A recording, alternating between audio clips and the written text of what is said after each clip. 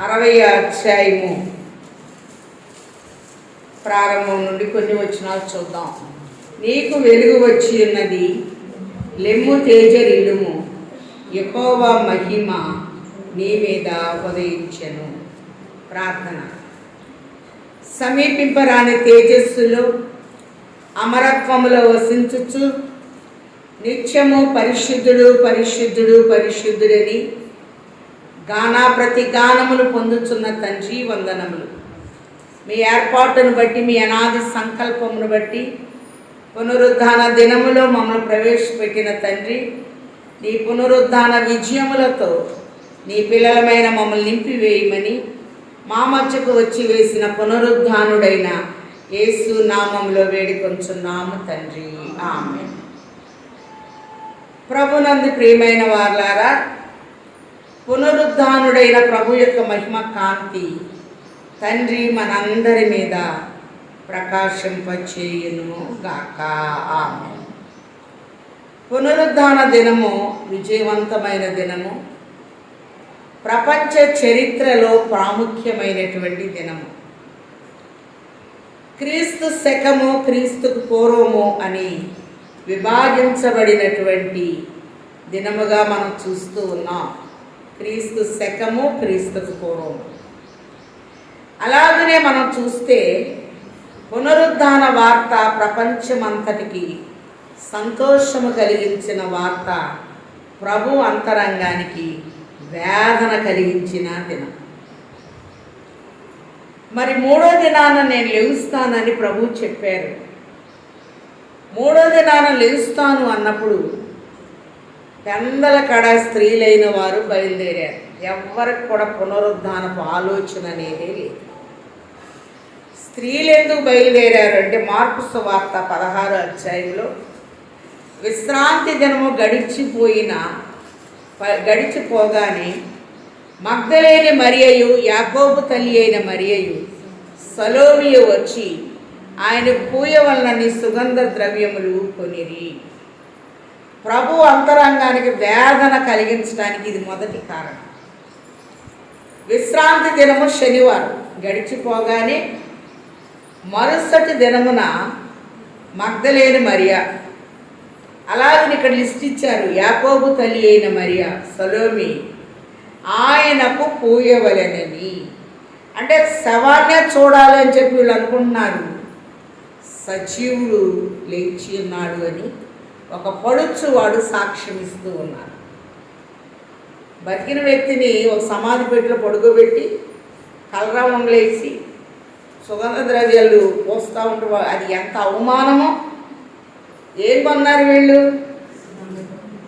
సుగంధ ద్రవ్యాలు కొన్నారు. ఎందుకంటే మూడో రోజుకు వాసన వస్తుందేమో, ఆయన లేస్తారో ఆయన కలుసుకోవాలని తలంతో సమాధి తోటకి వెళ్ళు సుగంధ ద్రవ్యాలు తీసుకొని వాసన బయటికి రాకూడదు అని సుగంధ ద్రవ్యాలని కొన్నారట. వారు ఆదివారం పెందల కడనే లేచి బయలుదేరి సూర్యోదయం అయినప్పుడు సమాధి యొద్దకు వచ్చుచుండగా ఒక డౌట్. యూదుల సమాధులకి తొలిచిన సమాధులు పెడతారు, పెద్ద రాయి ఉంటుంది. దూరం నుండి చూశారు వీళ్ళు, కానీ అందరం ఆడవడం బయలుదేరారు. ఈ రాయి ఎవరు తొలిస్తారు? మన వల్ల కాదు కదా. మీలో చాలామంది పునరుద్ధాన తోటకొచ్చారు. ఆ సమాధి ముందు ఆ రాయి దొర్లించిన ఆ ఆనవాళ్ళు ఇప్పటికి కూడా అంతే కనపడతా ఉంటుంది. ఆ గొళ్ళాలు ఇంటూ ఆకారంలో ఏ రీతిగా వేశారో ఆ ఇనప గొలుసులు వేసిన ఆ గొళ్ళాలు మనకు కనపడుతూ ఉంటాయి. భూకంపం వచ్చింది కనుక అంత క్రాక్ ఎలా ఇచ్చింది అనేది కూడా పునరుద్ధాన కోటలో సమాధి దగ్గర మనం చూస్తూ ఉంటాం. అలాగే మనం గమనించినట్లయితే పెందలకడ లేచారు. ఇది బాగుంది. సూర్యోదయమైనప్పుడు సమాధి యొద్దకు వచ్చుచుండగా సమాధి ద్వారము నుండి మన కొరకు ఆ రాయి ఎవడు పొర్లించునని ఒకరితో ఒకరు చెప్పుకొనుచుండి వారు వచ్చి కన్నులెత్తి చూడగా రాయి పొర్లించబడి ఉండుట చూచిరి.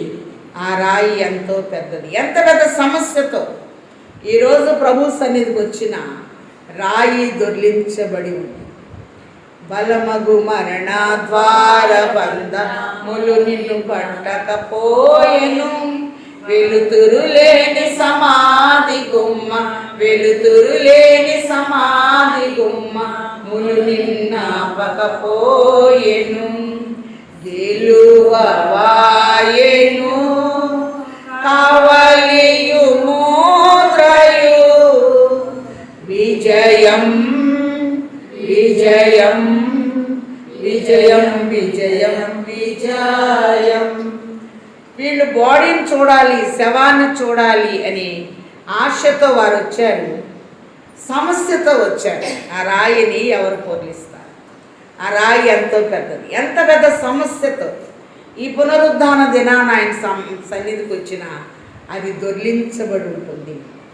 ఆ రాయి తొలగిపోయి ఉంటుంది, ఆ సమస్య తొలగిపోతుంది అని ప్రభు చెప్తూ ఉన్నారు. వారు వచ్చి కన్నులెత్తి చూడగా రాయి పొర్లించబడి ఉండుట చూచిరి. ఆ రాయి ఎంతో పెద్దది. అప్పుడు వారు సమాధిలో ప్రవేశించి తెల్లని నిలువుటంగి ధరించుకొని ఉన్న ఒక పడుచువాడు కుడివైపున కూర్చుండుట చూచి మిగుల కలవరపడిరి. ప్రభువుని చూడాలని వెళ్తే పడుచువాడు కనపడ్డాడు. వాళ్ళు అనుకుంది అక్కడ ఒకటి జరిగింది, ఒకటి అడుగు వాటికంటే ఊహించు వాటికంటే అత్యధికమైన నెరవేరు. ఒకటి రాయి దొర్లించబడింది, రెండోదిగా శవం కావాలి వాళ్ళకి, ఇప్పుడు బుయ్యాలి తీసుకొచ్చినాయి అని. కానీ పడుచువాడు కనపడుతూ ఉన్నాడు. యవన కాలమున కాడి మోయిట నరునికి మేలు. యవన రక్తాన్ని 33 సంవత్సరాలు అనేది మంచి యవన ప్రాయం. యవన రక్తాన్ని ఇచ్చి ప్రాణం పెట్టాడు గనక ఒక పడుచువాడు పునరుద్ధాన వార్తను చెప్పటానికి అక్కడ ఉన్నట్లుగా మనం చూస్తూ ఉన్నాం. అలాగనే ఇక్కడ మనం గమనించినట్లయితే మరి అతను చెప్తూ ఉన్నాడు, తెల్లని నిలువుటంగి ధరించుకొని ఉన్న ఒక పడుచువాడు కుడివైపున కూర్చుండుట చూచి మిగుల కలవరపడిరి. అందుకు అతడు కలవర పడకుడి, సిలువ వేయబడిన నజరేయుడగు యేసును మీరు వెతుకుచున్నారు, ఆయన లేచి ఉన్నాడు. కాబట్టి వార్త చెప్పటానికి పరలోకము నుండి ఒక పడుచువాడు వచ్చాడు. మన విశ్వాస ప్రమాణాలు చెప్తాం, పరిశుద్ధుల సహవాసమును, శరీర పునరుద్ధానమును, నిత్య జీవమును కలవని నమ్ముచున్నాం. ప్రభు మరణము, సమాధుల్లో ఉన్నవారు లేచారని చెప్పుకుంటూ ఉన్నాం. ఈ పడుచువాడు పునరుద్ధాన వార్తను చెప్పటానికి ఉన్నట్లుగా చూస్తూ ఉన్నాం. ప్రభువు లేచాడు అని చెప్తుంటే పునరుద్ధాన వార్తని జీర్ణించుకోలేకపోతున్నారు. అలా కావాల్సిన శవమే, లేచిన ప్రభు కాదు. ఈ రోజు కూడా అలాగే ఉన్నారు. ప్రభు అంటున్నారు, నిద్రించుచున్న నీవు మృతుల్లో నుండి మేల్కొనము. వీరి ఆలోచన విధానం మృతమైపోయింది. సజీవుణ్ణి మీరు మృతుల్లో ఎదుగుతున్నారేంటి అని మరి ఇక్కడున్న పడుచువాడు చెప్తూ ఉంటే, ఆయన లేచాడు అంటే ప్రభు లేచాడు అనగానే వణుకొచ్చిందట, సిద్ధపాటు లేదు కనుక. వారు ఆయన లేచాడు అన్న మాట విన్న వెంటనే వారు ఆయన ఉంచిన స్థలం చూడుడి, మీరు వెళ్ళి ఆయన మీకంటే ముందుగా గలిలీకి వెళుతున్నాడని చెప్పండి అని చెప్తే 8వ వచనం, వారు బయటకు వచ్చి విస్మయం పొంది వణుకుచ్చు. ప్రభు లేచాడు, పునరుద్ధాన వార్త సంతోషాన్ని ఇచ్చిందా, వణుకిచ్చిందా? వణుకుచ్చు, విస్మయం పొందొచ్చు, సమాధి యొద్ద నుండి పారిపోయిరి. పునరుద్ధాన వార్త చెప్పవలసిన వాళ్ళ పరిస్థితి ఎట్లా ఉంది? పారిపోయిరి. వారు భయపడినందున ఎవరితో ఏమీ చెప్పలేదు. సువార్తలో మొదటి సువార్త మార్కు రాశాడు కనుక ఆయన తెలియచేస్తూ ఉన్నాడు. లూకా ఏమని రాశాడు ఒకసారి చూద్దాం. లూకా సువార్తలో మనం చూస్తే మరి ఒక్కొక్కరు వారి ఆత్మీయ స్థితిని బట్టి ప్రభు చక్కగా మర్మాల్ని బయలుపరచు వారై ఉన్నారు. మరి లూకా సువార్తలో మనం చూసినట్లయితే 2 మనుష్యులను ఈయన పరిచయం చేస్తూ ఉన్నాడు. మార్కు ఒకరు అని చెప్తూ ఉన్నారు. లూకా సువార్త 24వ అధ్యాయము 3వ వచనం చూద్దాం. ప్రభు అయిన యేసు దేహము వారికి కనబడలేదు, ఇందును గూర్చి వారికి ఏమీ తోచక ఉండగా ప్రకాశమానమైన వస్త్రములు ధరించిన ఇద్దరు మనుష్యులు వారి యొద్ద నిలవబడి. మార్కు ఒక పడుచువాడు అని రాశాడు. ఇక్కడ ప్రకాశమానమైన వస్త్రములు ధరించిన ఇద్దరు మనుష్యులు పునరుద్ధాన వార్తను చెప్పటానికి. మోషే ధర్మశాస్త్రం ఏం చెప్తుందంటే, ఇద్దరు లేక ముగ్గురు ఏదైనా విషయం చెప్పినప్పుడు దాన్ని నమ్మాలి అని ప్రభు తెలియచేస్తూ ఉన్నారు. వారు భయపడి ముఖములను నేల మీద మోపి ఉండగా, వీరు సజీవుడైన వారిని మీరెందుకు మృతుల్లో వెతుకుతున్నారు? ఆయన ఇక్కడ లేడు, ఆయన లేచి ఉన్నాడు. ఆయన ఇంకా గలిలయలో ఉండినప్పుడు మనుష్య కుమారుడు పాపిష్ఠులైన మనుషుల చేతికి అప్పగింపబడి సిలువ వేయబడి 3వ దినమున లేవలసి ఉన్నదని ఆయన మీతో చెప్పిన మాట జ్ఞాపకము చేసుకొనుడని వారితో అనిరి. ఆ మాట జ్ఞాపకం చేసుకోండి అని ఇక్కడ ప్రకాశమానమైన మరి ఇద్దరు మనుష్యులు వార్తను చెప్పినట్లుగా లూకా రాస్తూ ఉన్నాడు. మత్తయి ఏమని రాస్తున్నాడు ఒకసారి చూద్దాం. మత్తయి సువార్త 28వ అధ్యాయంలో చూస్తే, విశ్రాంతి దినము గడిచిపోయిన తరువాత ఆదివారమున తెల్లవారుచుండగా మగ్దలేని మరియయు వేరొక మరియయు సమాధిని చూడవచ్చుని. ఇదిగో ప్రభు దూత పరలోకము నుండి దిగి వచ్చి రాయి పొర్లించి దాని మీద కూర్చుండెను. ఇక్కడ దూత అని రాయబడింది. నేను ఎప్పుడు చెప్తూ ఉంటాను, బైబిల్ అంతట్లో దూతలు 2 సార్లు కూర్చున్నారు. మత్తయి సువార్త 28వ అధ్యాయము 2వ వచనంలో దూత రాయి పొర్లించబడింది కూర్చున్నట్టు చూస్తున్నాం. యోహాను సువార్త 20వ అధ్యాయములో 11-12 వచనాల్లో చూస్తే, ఇద్దరు దూతలు సమాధి లోపల తలవైపున ఒకరు, కాళ్ళ దగ్గర ఒకరు కూర్చున్నట్టు చూస్తూ ఉన్నాం. ముందు ఒక పడుచువాడు, తర్వాత ప్రకాశమానం వస్త్రాలు కలిగిన ఇద్దరు మనుషులు, ఇక్కడ ఒక దూత.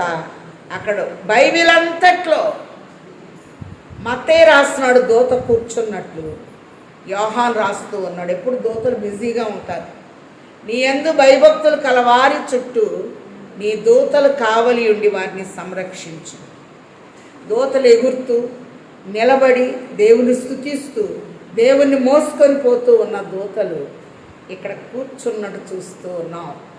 ఇక పని మానవులది మాది కాదు కాబట్టి మానవులకి పనిస్తున్నాడు పునరుద్ధాన వార్త చెప్పటానికి అని ప్రభు తెలియచేస్తూ ఉన్నారు. ఇక్కడ మనం గమనించినట్లయితే మరి లూకా అపోస్తల కార్యాలు రాస్తూ, మరి అపోస్తల కార్యాలు 1వ అధ్యాయంలో లూకా గారు ఏమని రాస్తున్నారంటే, పునరుద్ధానుడైన తండ్రి తన్ను తాను అగపరుచుకుంటున్నాడట, అంటే కనపరుచుకుంటున్నాడట. ఎందుకు కనపరుచుకుంటున్నారు అనేది ఒకసారి చూద్దాం. 3వ వచనం, ఆయన శ్రమ పడిన తరువాత 40 దినముల వరకు వారికి అగుపడుచు దేవుని రాజ్య విషయముల గురించి బోధించుచు అనేక ప్రమాణములను చూపి వారికి తన్ను తాను సజీవునిగా కనపరుచుకొనెను. సజీవునిగా, ఎందుకంటే దూతలు చెప్తున్నారు, పరిశుద్ధులు చెప్తున్నారు, సజీవుడైన వాణిని మీరెందుకు మృతులలో వెతుకుచున్నారు అని. ఖాళీ సమాధి క్రైస్తవ్యానికి పునాది. ప్రపంచంలో ఉన్న సమాధులన్నీ మూయబడిన సమాధులు.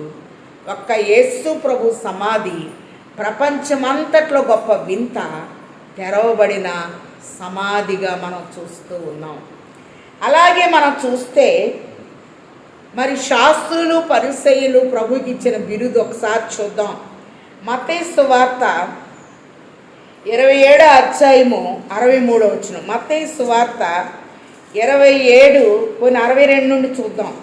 మరునాడు అనగా సిద్ధపరుచు దినమునకు మరుసటి దినమున ప్రధాన యాజకులు పరిసయ్యులు పిలాతు నొద్ద కూడి వచ్చి, అయ్యా, ఆ వంచకుడు సజీవుడై ఉండినప్పుడు 3 దినములైన తరువాత నేను లేచిదనని చెప్పినది మాకు జ్ఞాపకమున్నది. శాస్త్రులు పరిసయ్యులు జ్ఞాపకం ఉంది, కానీ 12 మంది శిష్యులకు జ్ఞాపకం అనేది లేదు. ఆయన్ని ప్రేమించిన స్త్రీలకు జ్ఞాపకం లేదు. ఆయన ప్రేమించిన మగ్ధలేని మరీకు జ్ఞాపకం లేదు. ఎవరి జ్ఞాపకం ఉంది?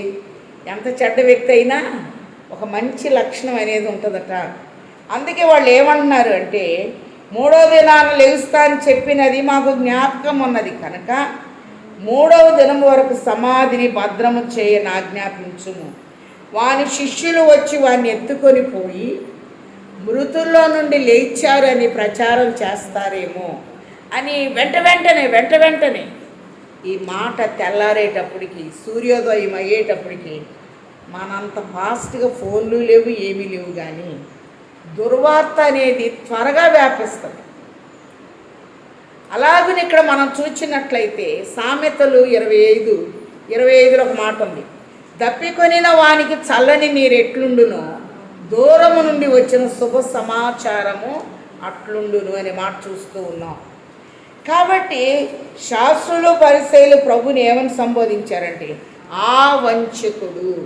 పునరుద్ధాండైన ప్రభువును పట్టుకొని శాస్త్రులు పరిసయ్యులు మతాధికారులు ఇచ్చిన బిరుదు వంచకుడు.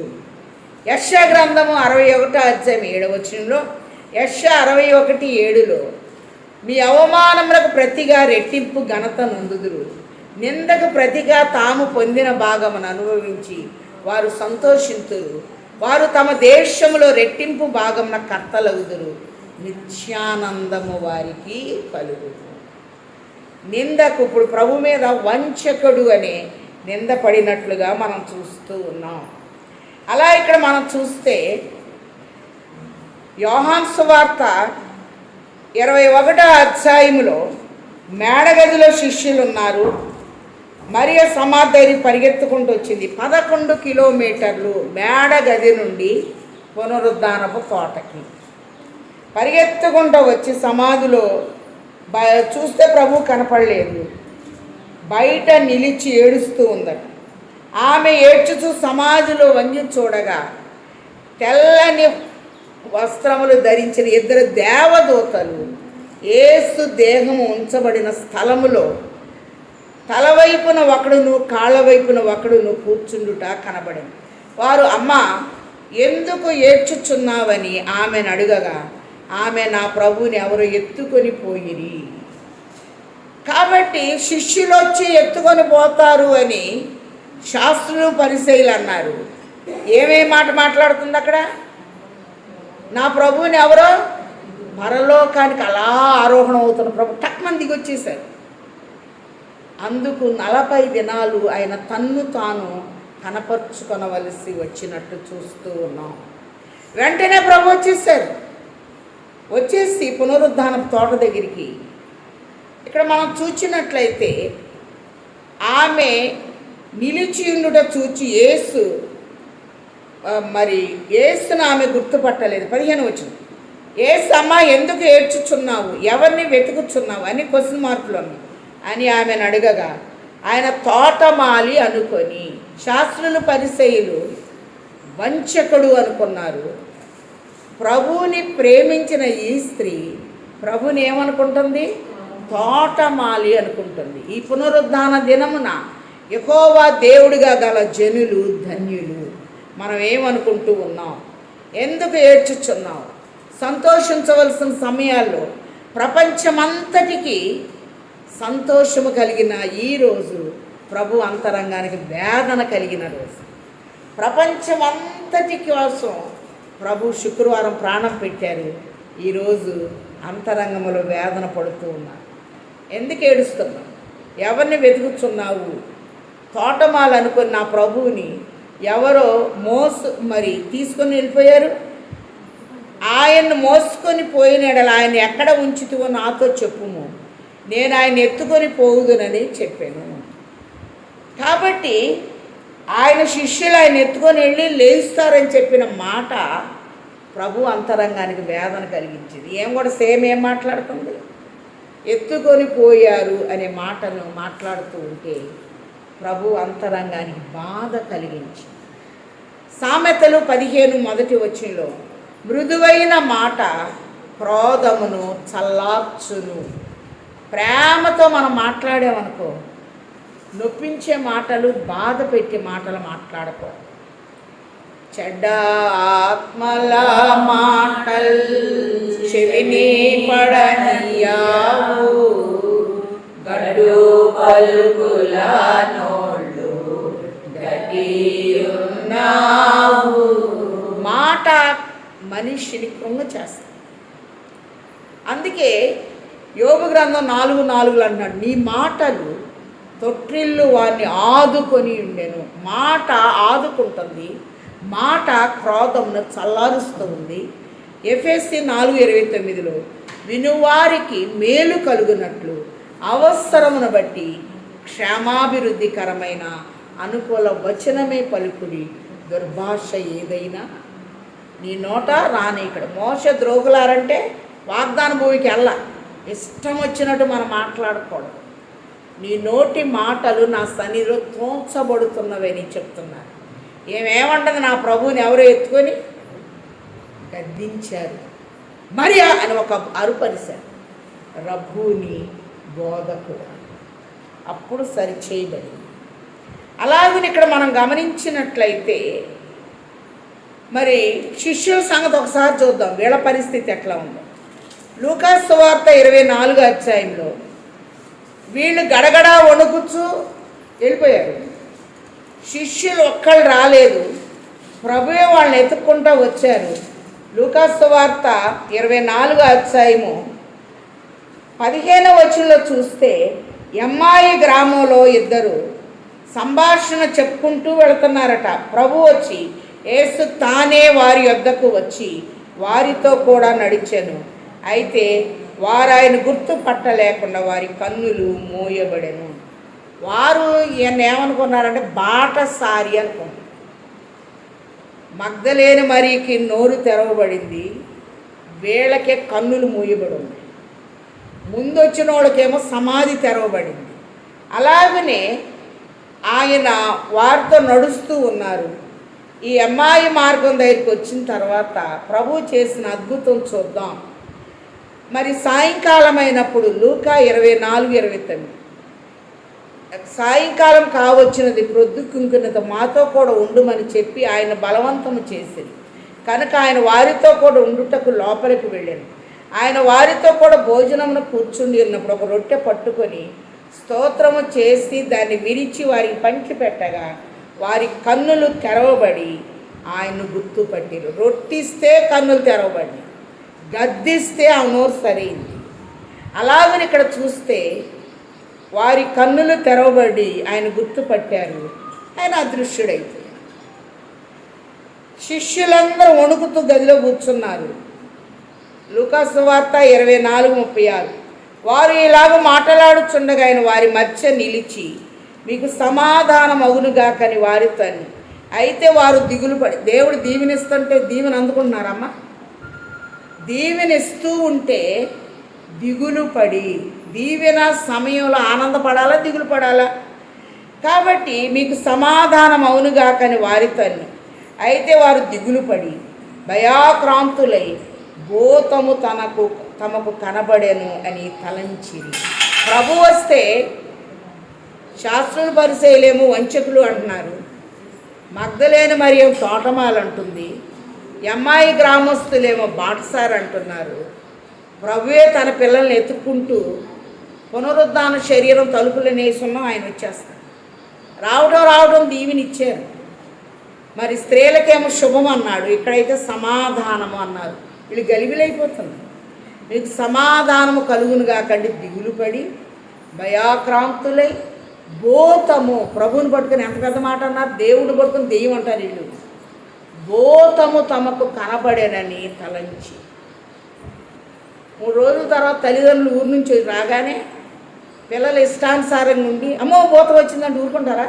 నాలాంటి వాళ్ళకి లాగోడేస్తారు చంపి, నేను నీకు భూతంలో కనపడుతున్నాను. దేవుని పట్టుకొని ఏమన్నారు వాళ్ళు?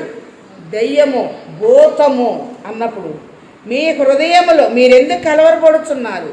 మీ హృదయంలో సందేహము పుట్టనేలా. నేనే ఆయన అనుటకు నా చేతులను నా పాదములను చూడుడి, నన్ను పట్టి చూడుడి. కానీ భూతం అన్నందుకు ప్రభు అన్నారు నన్ను పట్టి చూడండి. అలాగని ఇక్కడ మనం గమనించినట్లయితే ఈ మాట ప్రభు అంతరంగానికి వేదన. ఎత్తుకుంటా వెళ్ళలేదు, పైగా ప్రభు ఎత్తుకుంటూ వచ్చినందుకు ఇష్టానుసారముగా మాట్లాడుతూ ఉన్నారు. పునరుద్ధానము అనంతరము మన నోటి మాటలు చాలా జాగ్రత్తగా ఉంది. కీర్తనలో మనం చూస్తున్నాం, యెహోవా నీ మాటలు వెండి అంత పవిత్రములు. నోరుంది కదా అని ఎలా పడితే అలా మాట్లాడటానికి వీలు. యెషయా 49:2 అన్నాడు, నా నోటిని వాడి అయిన ఖడ్గముగా చేసి ఉన్నాడు, మెరుగు పెట్టిన అంబుగా. పునరుద్ధాన దినాన మన ఆలోచనలకు, మన నోటికి దేవుడు ఒక మెరుగు అనేది పెడుతూ ఉన్నట్లుగా మనం చూస్తూ ఉన్నాం.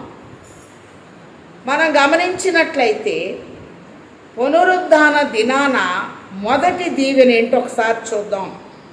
ఎఫెసీలకు రాసిన పత్రిక 2వ అధ్యాయము, ఎఫెసీలకు రాసిన పత్రిక 2వ అధ్యాయము 7వ వచనంలో చూస్తే, యేసుక్రీస్తునందు మనలను ఆయనతో కూడా లేపి పరలోకమందు ఆయనతో కూడా కూర్చుండబెట్టెను. పునరుద్ధానంలో మొదటి ఆశీర్వాదము, యేసుక్రీస్తునందు మనలను ఆయనతో కూడా లేపి. కాబట్టి ఇక్కడ మనం చూస్తే పునరుద్ధానము అనగా లేచుట, లేపి ఆయనతో పాటు మనల్ని కూర్చుండబెట్టాడు. ఇది మొదటి దీవెన. రెండవ దీవెన యెషయా గ్రంథము 60వ అధ్యాయంలో చూస్తే, లెమ్ము తేజరిల్లుము, నీకు వెలుగు వచ్చి ఉన్నది, నీకు వెలుగు వచ్చి ఉన్నది. పునరుద్ధాన దినాన్ని దేవుడు మనకి ఏమిస్తున్నా అంటే, ఒకటి కూర్చుండబెడుతున్నాడు ఆయనతో పాటు, 2 వెలుగుతో మహిమతో మనం నింపుతున్నారు. ఎందుకంటే పరలోకానికి మహిమ తీసుకెళ్ళాలి. ప్రకటన గ్రంథం 21:26 భూరాసులు తమ మహిమను దానిలోనికి తీసుకొని వత్తురు అనే మాటల్ని మనం చూస్తూ ఉన్నాం. అలాగనే మనం చూస్తే పునరుద్ధానములో దేవుడు మనకేమిస్తాడంటే బలము అనేది ఇవ్వబడుతూ ఉంది. ఒకసారి చూద్దాం ఫిలిప్పీలకు 3వ దీవెన.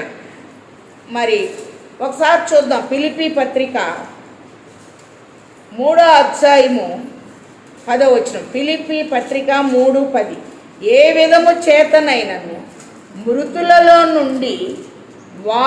మృతుల్లో నుండి నాకు పునరుద్ధానము కలగవలనని ఆయన మరణ విషయంలో సమాన అనుభవము గలవాడనై ఆయనను ఆయన పునరుద్ధాన బలమును ఎరుగు నిమిత్తము. పునరుద్ధానంలో నువ్వు ఏమి ఎరగాలంటే బలం, నేను లేపేస్తుంది రెప్పపాటులో ఆ శక్తి అని ప్రభువు తెలియచేస్తున్నారు.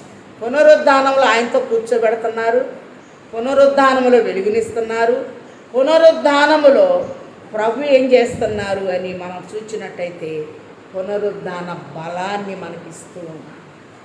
కీర్తన 62:11 ఒక మాట ఉంది, బలము తనదని యెహోవా సెలవిచ్చెను, 2 మార్లు ఆ మాట నాకు వినపడెను అనే మాటల్ని మనం చూస్తూ ఉన్నాం. 4వ దీవెన గనక పునరుద్ధానంలో మనం చూచినట్లయితే కొరింథీలకు రాసిన మొదటి పత్రిక 15వ అధ్యాయము, కొరింథీలకు రాసిన మొదటి పత్రిక 15వ అధ్యాయంలో ఒక వరస ఇస్తున్నాడు, ఒక క్రమము. 22వ వచనం, ఆదామునందు అందరు ఎలాగూ మృతి పొందుచున్నారో అలాగునే క్రీస్తునందు అందరూ బ్రతికింపబడుదురు. పునరుద్ధానాన్ని బట్టి క్రీస్తునందు అందరూ బ్రతికింపబడుదురు. పౌలు గారు ఒక మాట అంటారు, నా మటుకైతే బ్రతుకుట క్రీస్తే, చావైతే లాభము. పునరుద్ధానము బ్రతికిస్తుంది అని చెప్తూ 23వ వచనం, ప్రతి వాడును తన తన వరస్సులోనే బ్రతికింపబడును, ప్రథమ ఫలము క్రీస్తు. ప్రతి వారును తమ తమ వరస్సులో బ్రతికింపబడతారు, ప్రథమ ఫలముగా ప్రభు కనపడుతూ ఉన్నారు. అలాగనే మనం చూస్తే పునరుద్ధానములో ఉన్న కొన్ని ప్రత్యేకతలు చూద్దాం. లాజర్ చచ్చిపోయాడు, లేచాడు, అది పునరుద్ధానము కాదు, పునరుజ్జీవం. ఇంకొకళ్ళతో లేపబడుట. యాయీరు కుమార్తె చనిపోయింది, తలితాకుమి చిన్నదాన లే అని ప్రభు లేపేశారు, ఇది పునరుద్ధానము కాదు, పునరుజ్జీవం. అలాగనే తబిత అంటే ద్వారక బట్టలు కుట్టి అమ్మాయి చచ్చిపోయింది, శవాన్ని కడిగి మరి హాల్లో పెట్టారు. పేతురు గారికి చెప్పారు. ప్రభువుకి ఎంత శక్తి ఉందో తన పిల్లలకు కూడా అంత శక్తి ఉంది. తబిత లేండి, ఆ పిల్ల లేచి కూర్చున్నట్టుగా మనం చూస్తాం. ఇది పునరుద్ధానము కాదు, పునరుజ్జీవం. ఎవరు లేపకుండా తనంతట తాను లేచుట పునరుద్ధానమయ్యింది. సూటిగా లేచెను యేసు సూర్యుని వాలెన్, విజయం విజయం విజయం విజయం విజయం. కాబట్టి ఇక్కడ మనం చూస్తే 7 చిన్న మాటలు చెప్పుకొని ముగింపు చేసుకుందాం. పునరుద్ధానము అనగా తాను తానుగా లేచుట అయ్యున్నది అని ప్రభు తెలియచేస్తూ ఉన్నారు. అందుకే యెషయా 60 అన్నాడు, లెమ్ము తేజరిల్లుము, నీకు వెలుగు వచ్చి ఉన్నది, యెహోవా మహిమ నీ మీద ఉదయించెను అని ప్రభు తెలియచేస్తాడు. పునరుద్ధానుడైన ప్రభుని ఎవరు చూచారంటే ముందు మగ్దలేని మరి అంటాం, వాస్తవమే. కానీ ముందు కావలవారు చూచారు, దేవదూత చూచింది, అక్కడ కాపలా కాస్తున్నారు కదా వాళ్ళు చూచారు. అలాగని ఇక్కడ మనం చూస్తే మత్తయి సువార్త 28వ అధ్యాయము 2వ వచనం, ఇదిగో ప్రభు దూత పరలోకము నుండి దిగి వచ్చి రాయి పొర్లించి దాని మీద కూర్చుండెను. కానీ దిగి వచ్చి కామా ఇచ్చాడు. దూత వచ్చి రాయి పొర్లించలా, ఇక్కడ కామా ఇచ్చాడు. కరెక్ట్ చూడాలి మీరు. రాయి పొర్లించి దాని మీద కూర్చుండే. రాయి అలా జరిగింది, పొర్లించబడిన రాతి మీద దూత కూర్చుంది. ఆ దూత స్వరూపము 1 మెరుపు. మెరుపు అనేది రాకడకి సంకేతం. ప్రకటన గ్రంథం 16వ అధ్యాయంలో తూర్పు నుండి పడమటి వరకు ఒక మెరుపు అనేది కనపడుతూ ఉంది. 1 మెరుపు. ఆకాశంలో మెరుపు మెరిస్తే భూలోకంలో ఉన్నకి మరుపు వచ్చిందట, దేవుడు మర్చిపోయారు. 2 మరుపు. అక్కడేం మెరుపు, ఇక్కడేమొచ్చింది. కాబట్టి మరుపు. దేవుడు చెప్పిన విషయాల్ని మర్చిపోతూ ఉంటే ప్రభు ఏమని గద్దించారు ఒకసారి చూద్దాం. లూకాసు సువార్త 24వ అధ్యాయంలో మనం చూస్తే మరుపుని దేవుడు జ్ఞాపకం చేస్తూ ఉన్నారు. ఏం మర్చిపోయారంటే మంచి విషయాలు మర్చిపోతాం. ఎవరన్నా తిట్టారనుక తిట్లు మడి బలి గుర్తుంటాయి. అలాంటి టైంలో నువ్వు నన్ను అన్నావే, దేవుడు క్షమించమని చెప్తూ ఉంటే వాటిని జ్ఞాపకం చేసుకుంటూ జ్ఞాపకం ఉంచుకోవాల్సిన వాటిని మనం మర్చిపోతున్నామేమో. ఒకసారి చూద్దాం. లూకాసు సువార్త 24వ అధ్యాయము 44వ వచనం, అంతటా ఆయన మోషే ధర్మశాస్త్రములోను ప్రవక్తల గ్రంథముల్లోను కీర్తనలలోను నన్ను గూర్చి వ్రాయబడినవన్నీ నెరవేరవలెనని నేను మీ వద్ద ఉండినప్పుడు మీతో చెప్పిన మాటలు నెరవేరినవని వారితో చెప్పాను. అప్పుడు వారు లేఖనములను గ్రహించున్నట్లుగా ఆయన వారి మనస్సును, లేఖనాలు మొత్తం మర్చిపోయారు, వారి మనస్సును తెరచి. కాబట్టి ఆకాశంలో మెరుపు, మానవుల్లో కొన్ని శిష్యుల్లో ఏమొచ్చింది, మరుపు. పునరుద్ధానములో మెరుపు కనపడుతుంది, మరుపు. ఏవి మర్చిపోవాలో వాటిని మర్చిపోవాలి, వేటిని జ్ఞాపకం ఉంచుకోవాలో వాటిని జ్ఞాపకం ఉంచుకోవాలి. 3 జడుపు. భయం వచ్చింది, ఆయన ఇచ్చారని చెప్పమంటే గడగడా వణుకుచ్చు, ఎవరితో ఏమీ చెప్పలేదట. పునరుద్ధాన వార్త ఇంటికి వెళ్తున్న మీరు ఒక్కళ్ళకన్నా చెప్పాలి, క్రీస్తు నేడు లేచెను, హల్లెలూయా. కాబట్టి ఎవరు కనపడితే ఆ మాట చెప్పినప్పుడు మొదటి ఈవెన్ నీ మీద పడిపోతూ ఉంటుంది. కాబట్టి ఇక్కడ మనం చూస్తే 1 మెరుపు, 2 మరుపు, 3 జడుపు. జడుపు అంటే ఏంటంటే భయము. 4 మనం చూచినట్టయితే కుదుపు, భూకంపం. భూమి వణికింది. కాబట్టి బండలు బ్రద్దలైనవి, సమాధులు తెరవబడినవి, మృతులైన అనేకులు సజీవులుగా కనపడుతూ ఉన్నట్లుగా మనం చూస్తూ ఉన్నాం. జడుపు.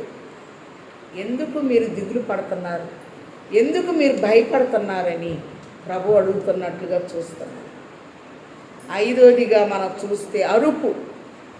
మగ్దలేని మరి ఏమంటుందమ్మా, నా ప్రభుని ఎవరో వాళ్ళతో దేవుడితో చెప్తుంది, యోసేపు దగ్గరికి అన్నలు వచ్చి ఒకడు లేడు, ఒకడి ఇంటి దగ్గర ఉన్నాడని ఉన్నవాడితో చెప్తున్నా. ఉన్నవాడైనా ప్రభుతో చెప్తున్నావా, నా ప్రభుని ఎవరో ఎత్తుకొని పోయారు. మరియా అని ఒక్క అరుపు అరిశాడు. కాబట్టి ఆయన అరుపుకి ఆమె జడిసిపోయింది. ఏమని అరిచింది అంటే, శాస్త్రులు పరిసయ్యులు ఆయన శిష్యులు వచ్చి ఆయన ఎత్తుకొని పోయారని అదే మాటను ప్రచారం చేస్తుంది. తెల్లారే లోపులోనికి ఆమెకు అందింది ఆ వార్త. యేసు ప్రభుని ఎవరు ప్రేమిస్తారో వారిలో నుంచి విరుద్ధమైన మాటలు దుష్టుడు అందించువారై ఉన్నాయి. కాబట్టి 1 మెరుపు, 2 మరుపు, 3 జడుపు, 4 అరుపు, నా ప్రభుని ఎవరో ఎత్తుకొని పోయారు. 5 తలుపు, పెందలగాడు వచ్చారు స్త్రీలు. సమాధి మీద పెద్ద రాయింది కదా, ఎవరు తీస్తారు? మనందరం ఆడవడం అయిపోయామంటే ఆ రాయి కనపడలేదంట.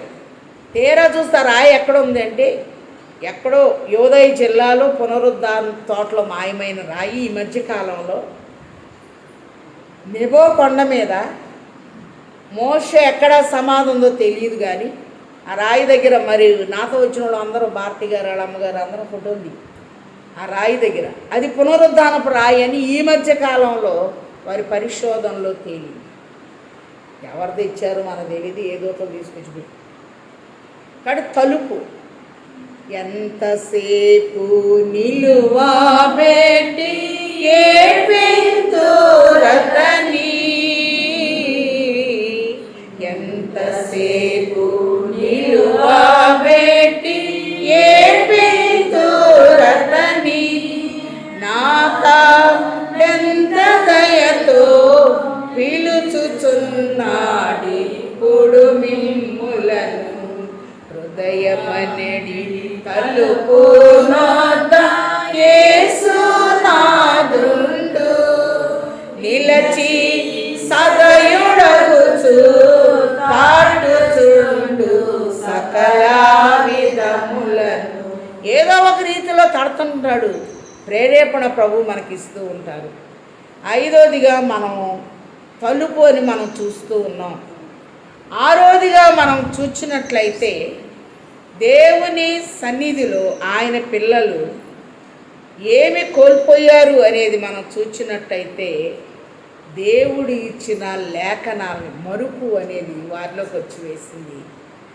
ఈ తలుపు దగ్గర ప్రభు ఉండి తట్టిన వెంటనే లేఖనాలనే వాళ్ళకు గుర్తుకొచ్చింది. కీర్తనలో ఉంది, మోషే ధర్మశాస్త్రంలో ఉంది, 4 సువార్తల్లో ఉంది. కాబట్టి మీరు ఎందుకు లేఖనాలను మర్చిపోయారు అని ప్రభు తెలియచేస్తూ ఉన్నారు. 1 మెరుపు, 2 మరుపు, 3 జడుపు, 4 తలుపు, 5 కుదుపు, 6 మనం చూస్తే మరుపు, 7వదిగా నిలుపు. నిలిచున్నాడు ప్రభు. మగ్దలేని మరి దగ్గరే నిలిచి ఉన్నాడు. తోటమాలు అనుకున్నాడు. మేడగదిలో ఉన్నప్పుడు నిలిచి ఉన్నాడు. భూతం అనుకుంటున్నారు. గలిలయ సముద్రంలో ప్రభు నిలిచి ఉన్నాడు.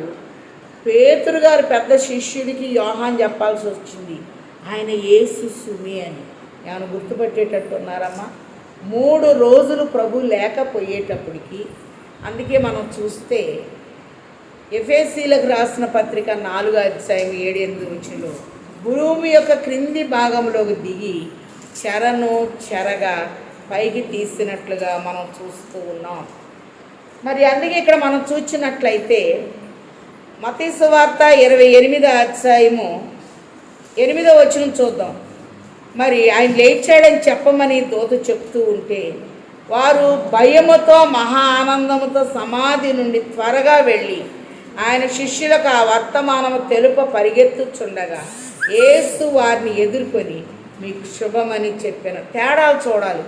శిష్యులకి సమాధానం అని చెప్పారు. మరియమ్మ గారి గదిలో ఉండే దూత వచ్చి ఏం చెప్పింది? దయాప్రాప్తురాల నీకు శుభము. ప్రకటన 1:4 ఏమనుంది? ఆసియాలో ఉన్న 7 సంఘములకు శుభమని చెప్పి వ్రాయు. సామెతలు 25:25 ఏమనుంది? దప్పికొనిన వానికి చల్లని నీరు ఎట్లుండునో దూరము నుండి వచ్చిన. ఈరోజు శుభ సమాచారాన్ని తండ్రి మనకు అందిస్తూ ఉన్నారు. అలా ఇక్కడ చూస్తే స్త్రీలకి మొట్టమొదటి ప్రభు ఏమని చెప్పారు అంటే శుభము. ఇక్కడ ఉన్న ప్రతి స్త్రీకి కూడా దేవుడు ఏం చెప్తున్నాడు, ఈ రోజు నుంచి మనకు అన్ని శుభాలే, అశుభాలు కొట్టివేయబడి. కాబట్టి మరి ప్రభువు వారిని ఎదుర్కొని మీకు శుభమని చెప్పాను.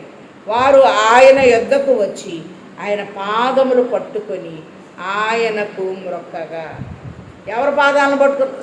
ఈ స్త్రీల పని ఎప్పుడు పాదాల దగ్గర, పాదాలను పట్టుకున్నారట. కాబట్టి ఆకాశం నా సింహాసనము, భూమి నా పాదపీఠం.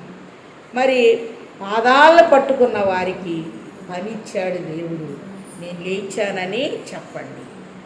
కాబట్టి మన ప్రభువు నిలిచి ఉంటాడు.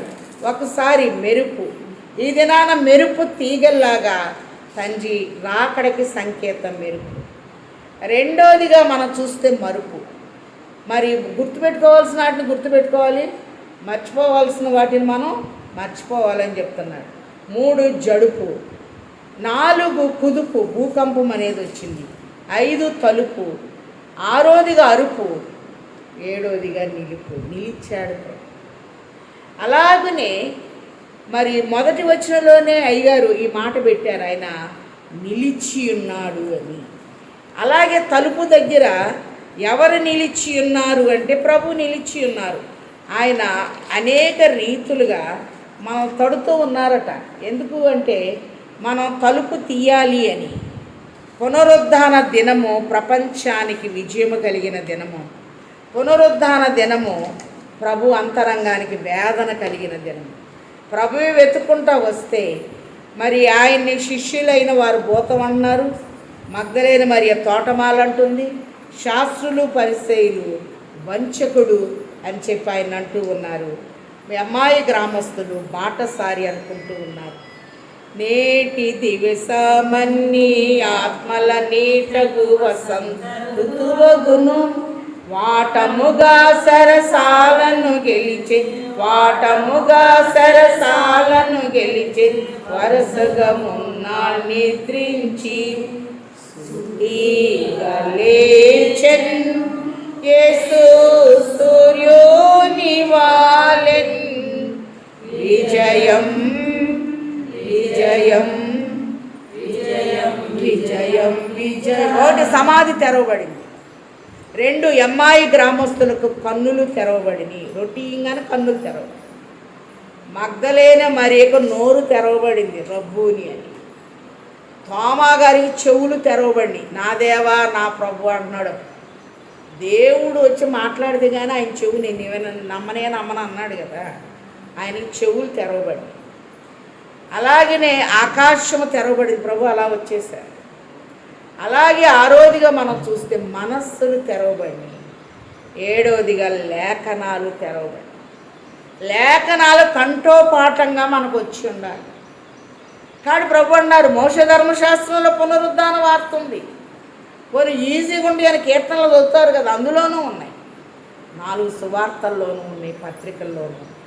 మీకు ఎందుకు అంత మతిమరుపు వచ్చింది అని ఆయన అన్నాడు. లూకా సువార్త 24:44లో లేఖనాల్ని జ్ఞాపకం చేసి వారి మనస్సును తెరచి, మొగబోయిన మనస్సును తెరుస్తూ పునరుద్ధాన వార్తను లోపల పంపుతూ 40 దినాలు భూమి మీద ఉంటూ వారికి కనపడుతూ నన్ను ఎవరు ఎత్తుకోకపోలేదు అని సజీవ సాక్షిగా ప్రభు నిలబడుతూ తన్ను తాను కనపరుచుకున్నట్లుగా మనం చూస్తూ ఉన్నాం.